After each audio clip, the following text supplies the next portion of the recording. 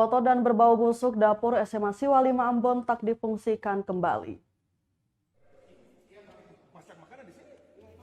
Dapur umum SMA Siwa 5 akhirnya tidak difungsikan lagi pasca kejadian dugaan keracunan massal di sekolah unggulan itu Jumat 18 November 2022 lalu. Apalagi dapur tersebut diketahui sangat tidak layak lantaran kotor dan berbau busuk pasca digrebek wakil rakyat serta orang tua siswa. Hal itu dibenarkan Ketua Komite SMA Siwa 5, Wendy Sowisa ketika dikonfirmasi tribunambon.com.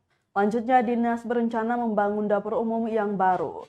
Namun, belum dipastikan kapan pembangunan dilaksanakan.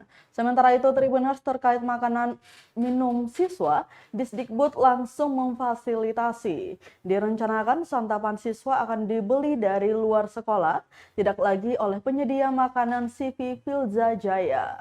Lanjutnya, dia pun berharap siswa kembali ke sekolah, apalagi telah memasuki masa ujian sekolah. Diberitakan sebelumnya, Tribuners ratusan orang tua murid siswa SMA Siwa 5 Ambon, gerebek dapur dan ruang makan. Mereka kaget dan tidak menyangka kondisi dapur sangat kotor dan berbau busuk.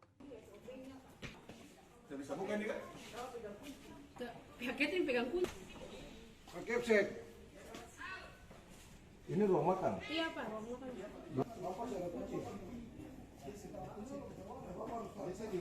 Apa mau tambah anggaran ya? Ya kalau mau tambah kita. Atas guru kayak begitu, kau taruh sini. Bismillah.